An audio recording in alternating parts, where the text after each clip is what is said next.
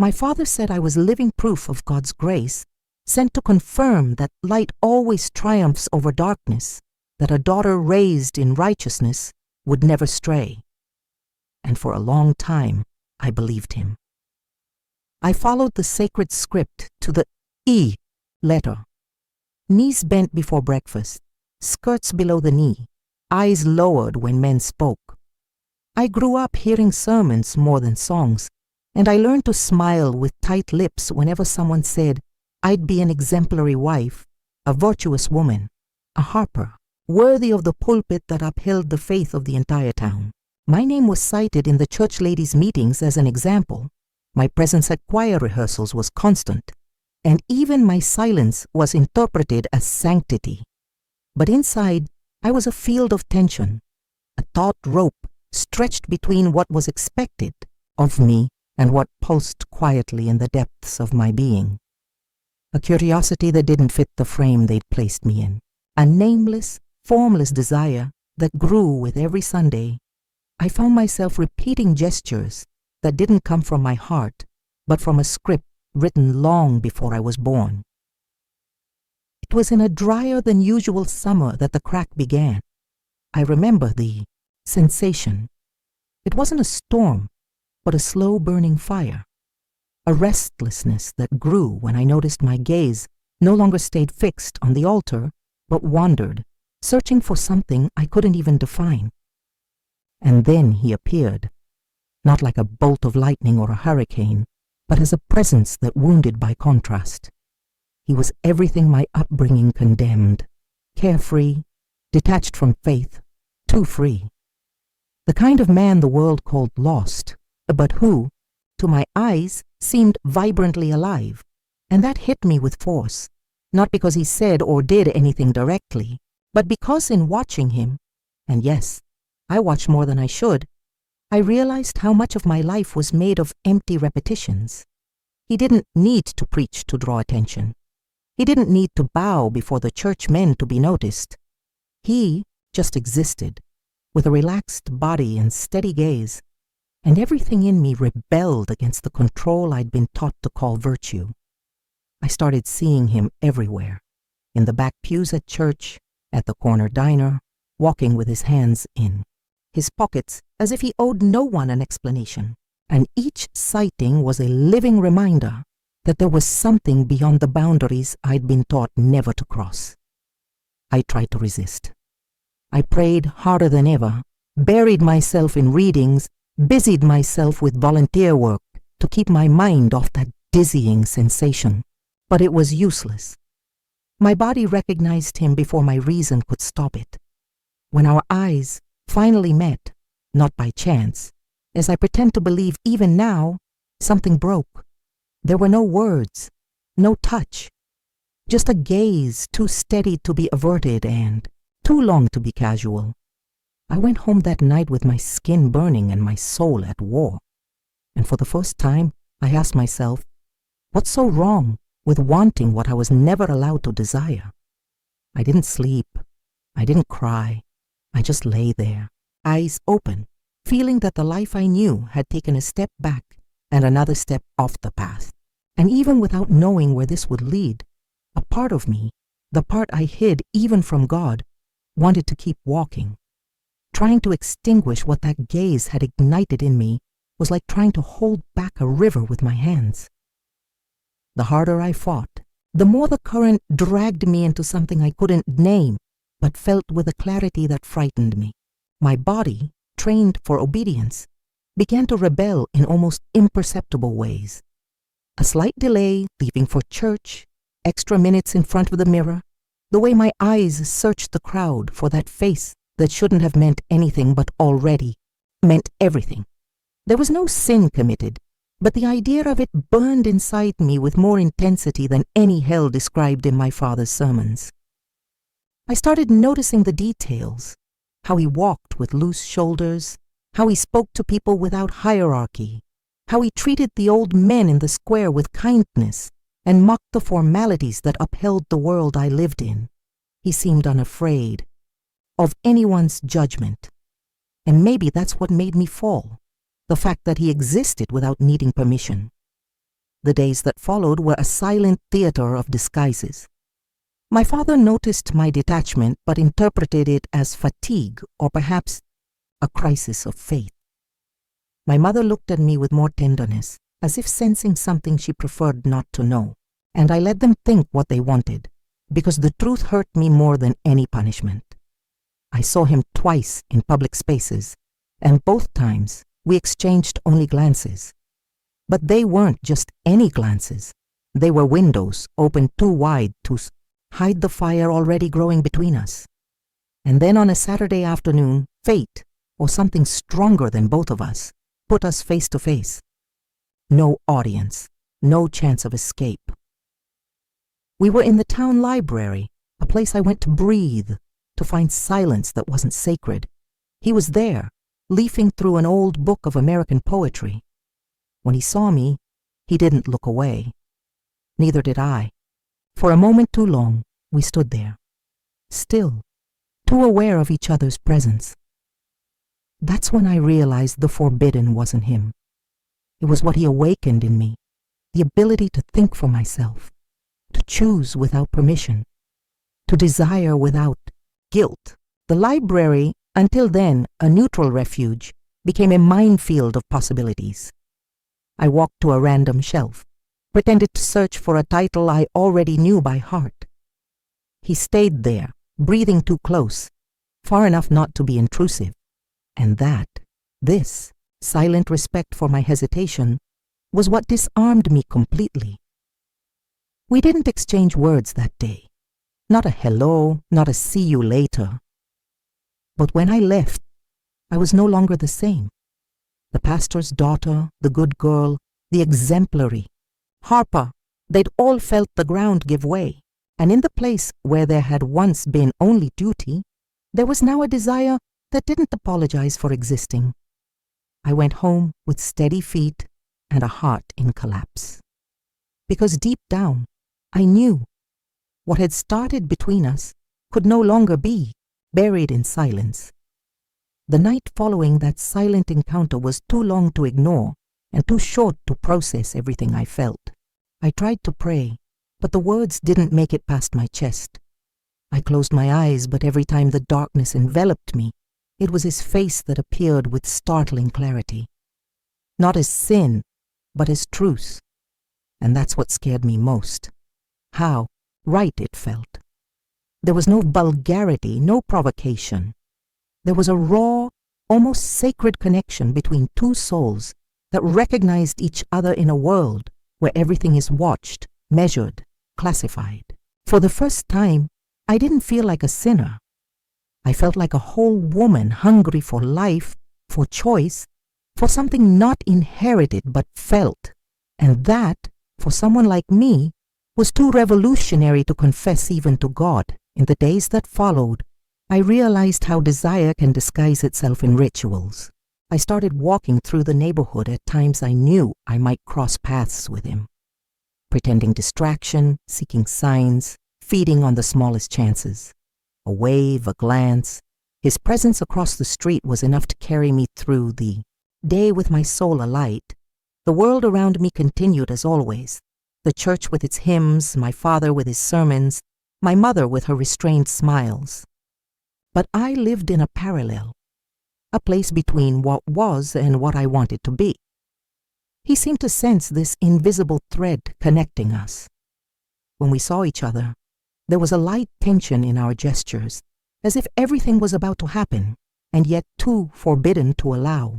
And maybe it was that delicate balance between the we can't and the almost that made it all so inevitable. It was on a stifling afternoon, when the town seemed asleep under the weight of the heat, that everything finally broke.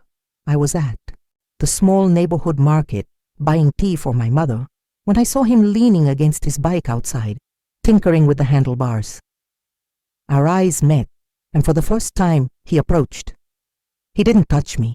He didn't say pretty words. He just asked if I wanted to walk. It was simple. It was absurd. It was everything. Without thinking, without measuring, without praying, I said yes.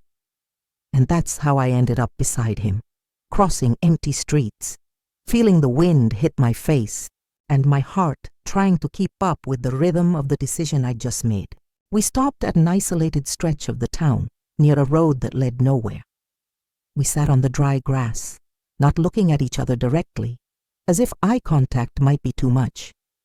We stayed there for minutes, maybe hours, and when he rested his hand on mine, there was no lightning, no fire, there was silence. A silence so deep, so clear, that it made me understand that what was between us was no longer just desire. It was choice.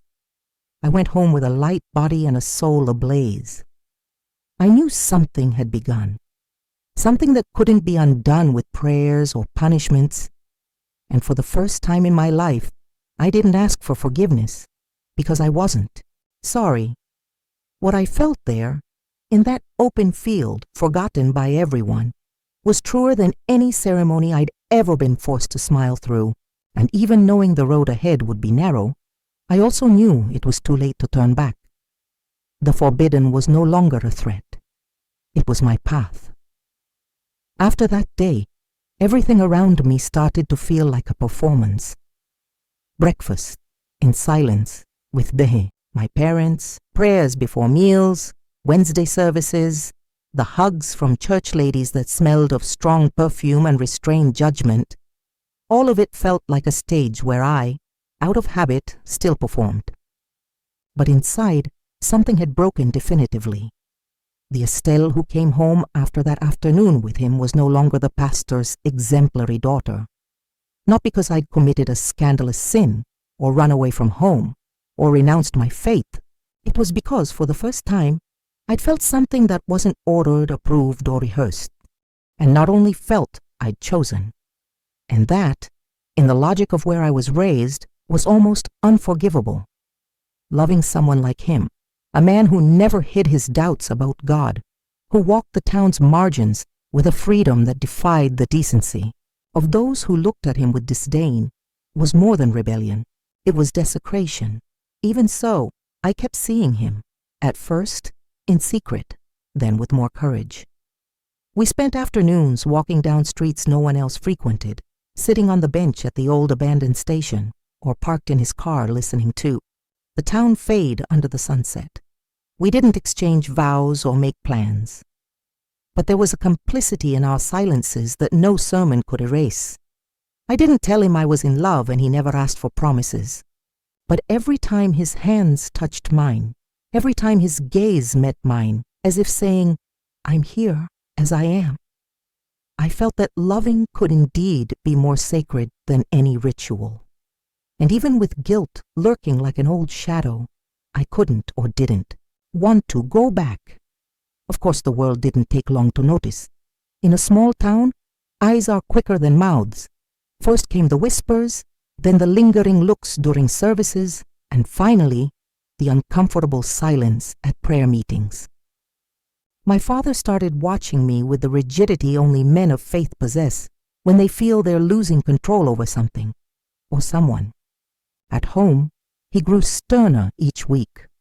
My mother avoided looking me in the eye, and I, torn between guilt and newfound freedom, kept dancing on the thin line between obedience and desire. There were nights when I knelt in the dark of my room and asked for answers, but no answers came. Instead, what I felt was a strange, formless, voiceless love that invaded me even in silence. A love that didn't come from the church or the scriptures, but from myself. When he kissed me for the first time, on a calm night, when the sky seemed closer to the earth, there was no sin, there was surrender. And in that moment I knew it no longer mattered how much I tried to stay within the fences raised around me since childhood.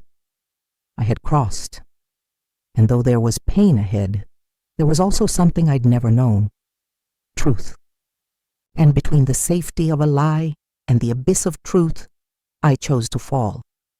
It was when that kiss became a living memory in my body that the world, as I knew it, truly began to crumble. Not all at once, but in stages, like a building trembling silently, before collapsing. From that night on, Every gesture of mine carried a tension only I could feel. My steps around the house became too careful, my voice quieter, my hands more restless. I could no longer sing in the choir without my throat tightening.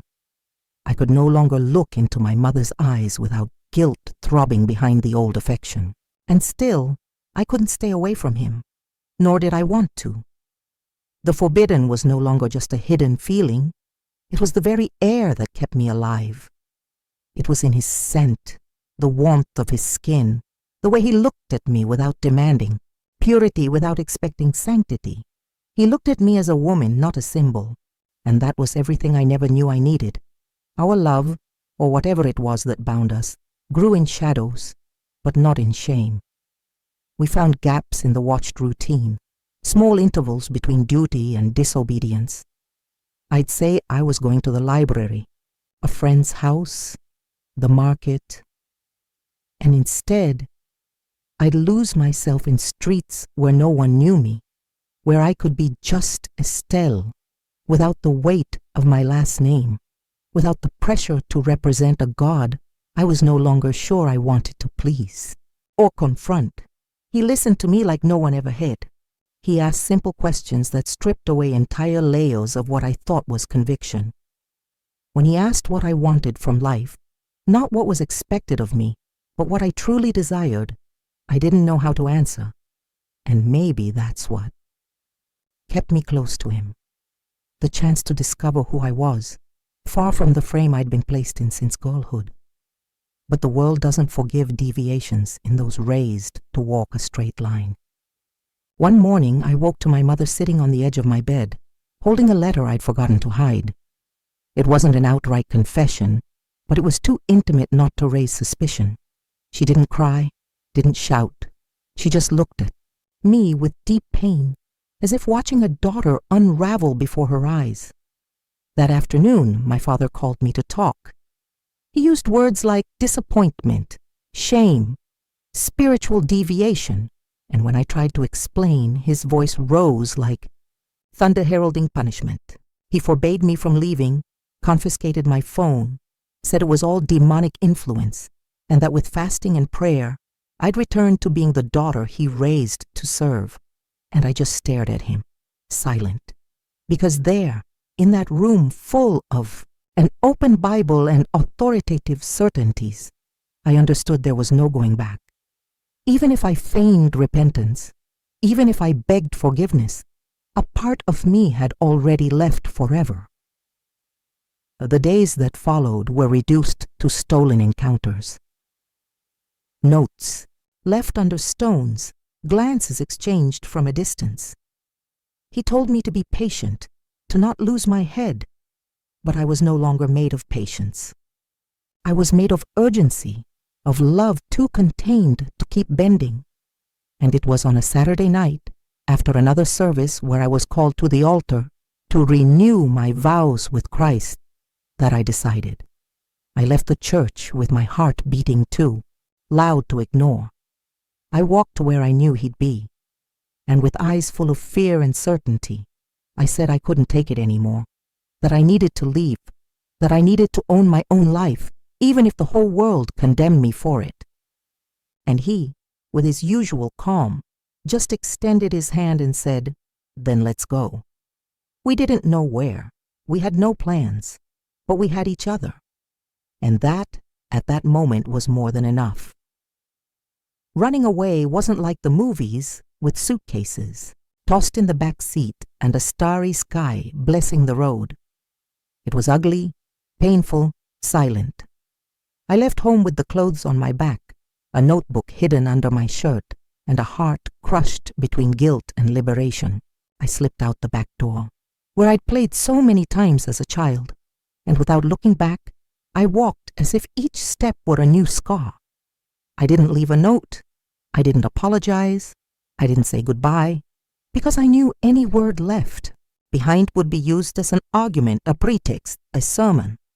At that moment, I didn't need blessings. I needed escape. I met him at the agreed spot, a dim street on the town's outskirts, where the light barely reached our faces. He was waiting with serious eyes, not out of fear, but respect. His escape wasn't physical, like mine. He already lived on the outside. It was I who was, for the first time, crossing the border with steady feet and a shattered heart. We drove for hours in silence. The car radio kept us company, but neither of us listened. I stared out the window, trying to memorize everything. The sound of the tires on the road, the smell of the night, the metallic taste of anxiety. It was like being born again, but without cries, without welcoming hands, without promises that everything would be okay. And still, I felt something close to peace. A crooked, trembling peace, but mine. When we reached our destination, a borrowed, old house on the edge of another town, I stepped out of the car with shaky legs. He showed me the room, simple, with a mattress on the floor and thick blankets. And there, in that almost brutal simplicity, I sat in the corner and cried. Not out of regret, but out of relief. For the first time, no one was waiting for me. For the first time, I could breathe without feeling like I was offending the heavens. The first days were a limbo. I woke startled, my mind still trapped in my childhood home, the hymns, the smell of the strong coffee my mother brewed every morning. Sometimes I dreamed of my father calling me back, the congregation surrounding me, voices repeating there was still salvation. But then, I'd wake to the light slipping through the window's crack, the sound of his footsteps in the kitchen, the smell of something being prepared slowly. He didn't demand words. He didn't ask if I was okay. He just existed beside me, with the steady presence of someone who understands that true love is space, not a cage. We spent the day between silences and loose conversations. He read, I wrote. He cooked, I washed the dishes. And little by little, I grew accustomed to the idea that life didn't need to be bound by orders to be worthy. But the world I left behind didn't vanish. Messages, calls, emails came. At first I ignored them. Then I felt the pain throbbing. My mother's words were the hardest. She said there was still time, that God was merciful, that my father cried every night. Each of her sentences was a well-aimed blow because I knew it was true. But I also knew that going back would be like burying myself alive. And then came the day we saw our names in a town publication. A discreet note, a subtle insinuation, but clear enough for everyone to know. The pastor's daughter had run away with an unbeliever. There was no hiding anymore. My family's shame was now public. And even knowing it was inevitable, it broke me in a way no confinement ever had. Because I didn't want to destroy anyone. I just wanted to live, to love, to be. That night, lying beside him with a tight chest and swollen eyes, I understood that loving him wasn't my punishment. It was my liberation. But freedom comes at a high price, and I was only beginning to pay. Time passed with the slowness of real beginnings, those without fireworks or perfect social media timelines. It took weeks before I could leave the house without looking over my shoulder, afraid of seeing my old life chasing me like a specter, dressed in mourning. I learned to walk the streets of that new town without feeling strange, though I still carried the echo of everything I'd left behind. The people there didn't know me.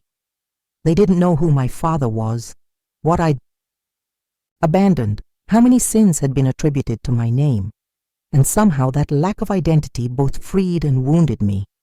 I was nobody, but I was finally mine. Slowly I found a rhythm. I got a small job at a cafe, enrolled in a writing workshop, traded modest clothes for pieces that let me breathe, not to provoke, but to exist honestly in my own body. He supported me in silence. He never tried to guide me, never demanded an idealized version of me. And that, more than any declaration, healed me. Our love kept growing, but now without the veil of urgency, without the weight of the forbidden. It was mature love, stained by the world, without the illusion of perfection. We fought sometimes. We fell silent out of pride, but we always returned to the starting point, truth. There were days when I thought of my mother and felt my heart tighten. I imagined the house's windows shut, voices whispering in the church, my family's name used as an example of what happens when you stray from divine will. The pain of disappointing them still lived in me, but not with the same power. It was a pain that no longer ruled me. It just reminded me of where I came from. And even with all the cracks this story left along the way, I knew I wouldn't have done it differently. Because what we built, he and I, wasn't just love. It was a home forged from the truth that cost everything to speak. The reunion with my mother happened almost a year later. She was the one who came. She found me at the cafe's exit, thinner, more tired, but still with the same eyes as before. We stood there for eternal seconds. She didn't cry. She just said my name with a trembling voice, and then she hugged me. She didn't ask me to come back. She didn't ask about him. She just hugged me as if saying, "I'm still your mother." It was the first crack in the wall. Over time, the calls resumed. The tone changed. My father still refused to speak to me, but I knew he listened behind the door when she called, and that, for now, was enough. Because now I had patience. I had faith, not in dogmas, but in life. I had a love that sustained me on good days and on days when I doubted everything. And I had myself, whole, imperfect, but steady. I became a woman outside the frame. And even if the world never understands, even if the church never forgives, even if my father dies without looking into my eyes again, I'll know I was faithful. Faithful to what pulses. Faithful to what I chose. Faithful to the love that was born at the edge of obedience and taught me with tenderness and pain what freedom is. There was a time when I thought the end of my story would be a definitive break. Either I'd return, head bowed and soul broken, or I'd live forever as an exile from everything I once was. But as the months passed, I realized real life doesn't work with clean cuts. The pain doesn't vanish, but it changes color. The absence doesn't fade, but it learns to coexist with the new presence that fills the heart. I began to understand that some scars aren't open wounds. They're proof I survived. And slowly, what once hurt began to shape me. The faith I was taught as a child was no longer a tight shirt that suffocated me. It was a memory, an old language I still understood, but now chose to speak in a different rhythm. I hadn't abandoned God. I'd just stopped believing there was only one right way to love him. On Sundays, sometimes, I walked alone through quiet streets, and in the silence of those mornings, I felt a kind of prayer no church had taught me. A peace that didn't come from fear or guilt, but from acceptance. Loving, after all, wasn't transgression. Loving was revolution, and it was this love, as serene as it was fierce, that sustained the days when everything seemed to crumble again. He was by my side when I got the news that my father had a health issue. He was there when I hesitated to visit, when I trembled at the thought of crossing the threshold of the house where I grew up. It was he who encouraged me to go, even knowing I wouldn't be welcomed. He didn't tell me what to do. He just reminded me that sometimes courage is showing up even without a guarantee of acceptance. I went back, hands sweating, heart racing. My mother received me with wet eyes and a trembling voice. My father, bedridden, fragile, looked at me with a mix of pain, wounded pride, and silence. And still, I knelt by his bed and said only, "I'm here." Not to ask forgiveness, not to say I was sorry, but to show that the love that took me away was also the love that brought me back. Not as an obedient daughter, but as a whole woman. He didn't respond, but he squeezed my hand. And in that gesture, I read everything he'd never know how to say. I returned home days later, lighter than ever. The reunion didn't erase the past, didn't rewrite my story, but it gave me peace. And with that peace, I kept building a life with the one who dared to love me when I didn't yet know I could be loved. The small house we lived in now had flowers I'd planted, books he read aloud on rainy nights, and a window where the sun poured in gently on Sunday mornings. Years later, I sometimes find myself sitting on our porch, barefoot, with a lukewarm coffee in my hands, looking at the world as someone who finally learned to breathe outside the frame. Time has been kind to me, not because it spared me pain, but because it taught me to turn each pain into a root. Today, I'm no longer just the pastor's daughter who fell for the forbidden. I'm the woman who chose her own path, even when every voice said it was wrong, who fell to her knees not in submission, but in exhaustion, who cried, doubted, lost, but who, in the midst of darkness, found a light she never saw at the altar, the light of belonging to herself. He's still by my side. He's not the same man I met. He's quieter, more patient, with eyes heavy with everything we've built. Our love has aged well, without spectacle, without showcase, but steady, in silent mornings, in nights when the past knocks, in days when we still feel fear.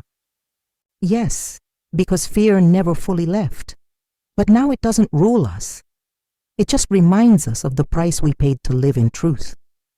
And when I see him watching me with that calm gaze, where the astonishment of having chosen each other despite everything still lives, I smile. Because I know the woman I am today exists only because I once had the courage to lose everything, except myself.